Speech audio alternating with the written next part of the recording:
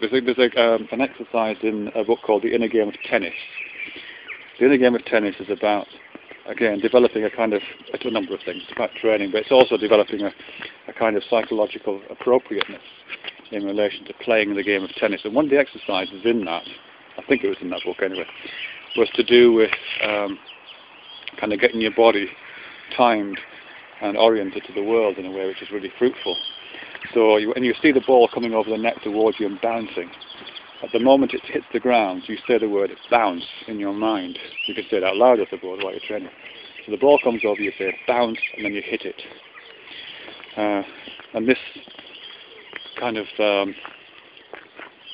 making overt of the relationship between your thinking and what's happening in the space by the action of saying the word bounce when you see the bounce in the world. So there's something definitely going on in your mind, in your body, to the extent of your throat and your vocal systems of your body, and the outside world, the actual ball bouncing. So that brings the world and your thoughts and your body into an alignment, so that you're kind of mindful of the world in a way which is very singular.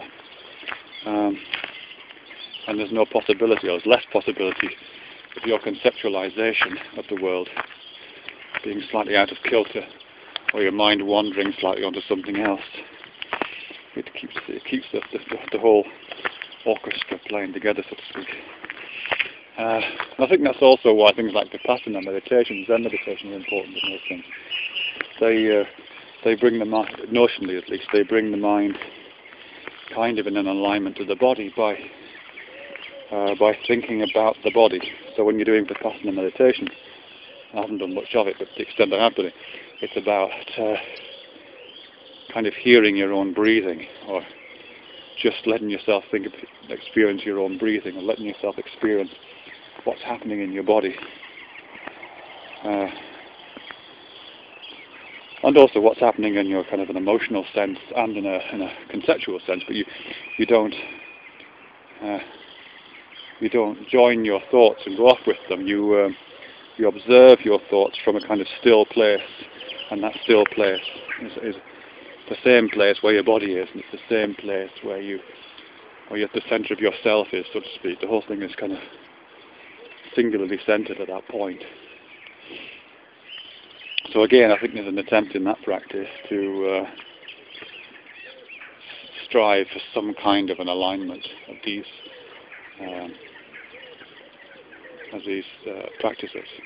And I think you see it you do see it in some art practice. I mean, some of the body and brain, which Cohen's idea of body-mind centering, which I don't know that much about. I would imagine is an attempt to do a similar kind of exercise. I would say body, mind, world centering personally, but that's a minor spin on an old idea.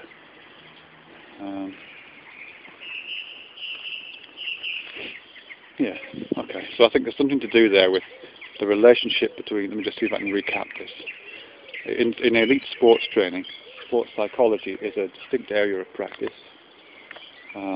outside of, taught separately and disconnected from specific physical skills, and indeed applied across a range of practices, different physical practices, all have the same sports psychology training.